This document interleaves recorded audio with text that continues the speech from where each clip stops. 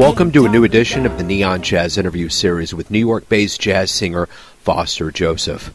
We caught up with him in late January 2021 to talk about his latest EP, the 2021 CD Foster to Love, featuring a power lineup of Gerald Cannon, Willie Jones III, and James Hurd. Born in Charlestown, Nevis, his family moved to Antigua at the age of 5.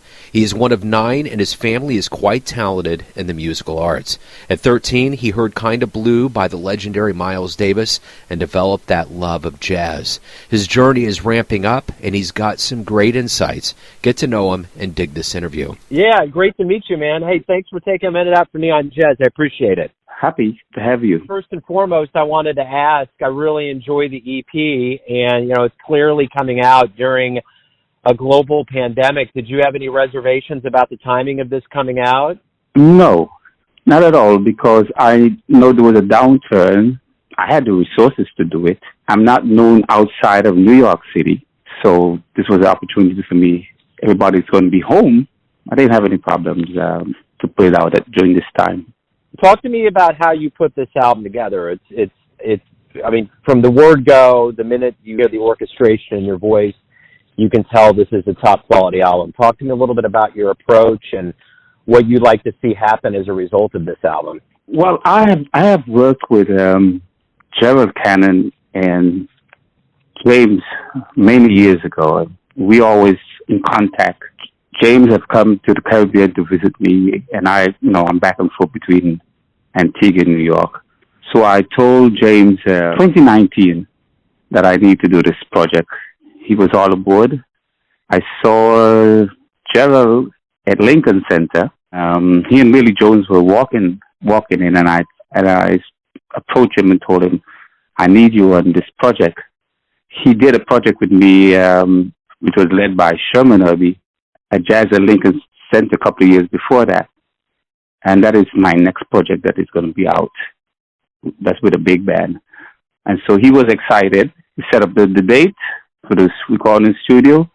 James did all the work, finding out the engineer, etc. And I sent him the songs, and we had a rehearsal for about maybe half an hour rehearsal the day before.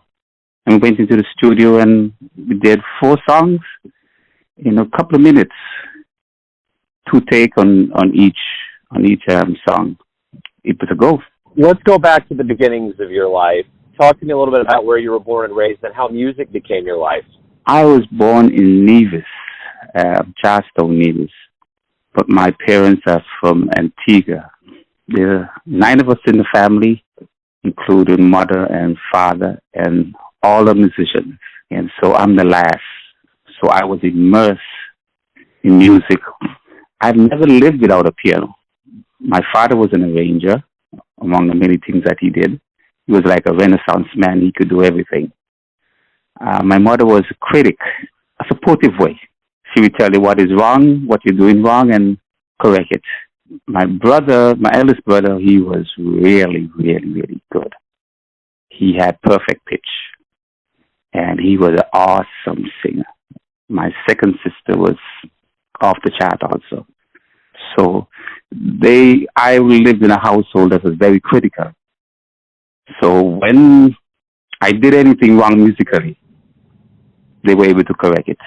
I never had any problems outside of the home, because my family was so critical that when I came to the public, it was very easy for me. Who are you inspired by? What singers and musicians inspire you? Singers, Rita, Ray Charles, Sam Cooke. I listen to the Platters every single day. Tony Williams was the lead singer at the time. So I listened. Piano was always Oscar Peterson, and Nat King Cole, Bill Evans, Herbie Hancock. Loved Herbie Hancock. Trumpet was Miles. Miles was the first person that tuned me into jazz.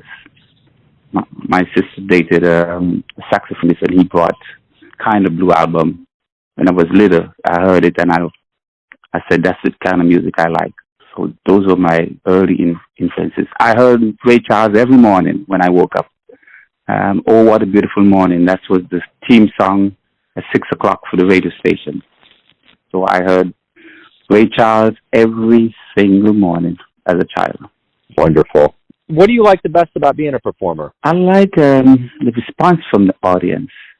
I can tell when I do a ballad, and I could hear I could almost hear them breathe. When the audience turned really, really, really quiet, and you're able to transmit your feelings, your inner feelings to them. There's certain songs I can't sing because they get me emotional. So those songs I only sing at home. Once in a while I try them on stage, but it's always tough to sing those songs on stage. But I like the interaction. Yeah. When the group is in sync, and you could tell people tapping their feet, and it's a glorious moment. You can always tell when you have the audience in your hand. What was the first live jazz show, say in New York, that you saw that really blew you away?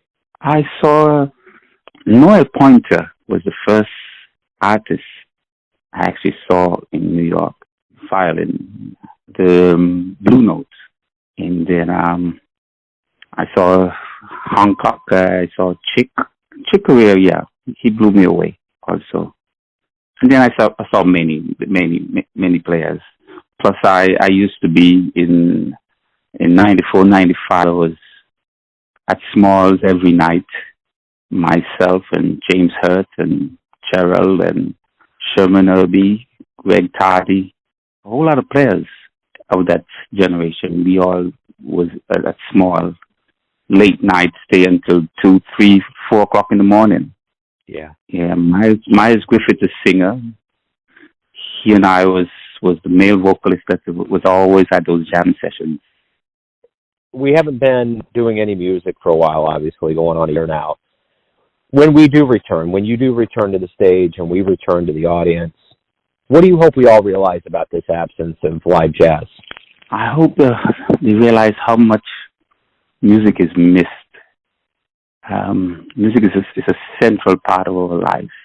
There is music for every single occasion in your life, whether you're happy, sad, whatever problems you're having, whatever joys you're having. Music is a central part of our life. And without music, this would be a sad world. And there has been a lot of sadness in the last 9, 10 months. Hopefully we'll round the corner in a couple of months. So everyone has their perception of who you are, your family, your friends, your fans, but you're the one that's living your life. Who do you think you are? I am first a father. I would make sacrifices for any sacrifice for my children.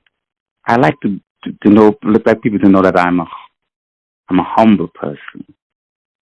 Humanity is important to me. The way people are treated, I like people. The way I treat people is the same way I would like them to treat me. I always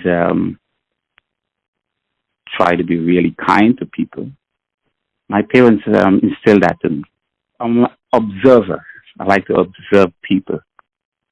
So I am a bit reserved when you meet me. I tend to be shy because I have to observe who you are. And then when we're friends, you see a different side of me. But basically, I'm an observer. I observe people a lot. Right on. Foster, thank you for opening up about the new album. Good luck with it. Thanks for talking about music, and good luck as we get back to the stage. Thanks for having me on your program. Thanks for listening and tuning in to another Neon Jazz interview. We give you a bit of insight into the finest cats in Antigua, New York City, Kansas City, and spots all over the world, giving fans all that jazz. And thanks to Foster for his time, music, and story. If you want to hear more interviews, go to Famous Interviews with Joe Domino in the iTunes Store. Visit neonjazz at youtube.com, and for everything Neon Jazz all the time, go to the neonjazz.blogspot.com. Until next time, enjoy the jazz, my friends. You know That's September, darling, that's September. Anyway.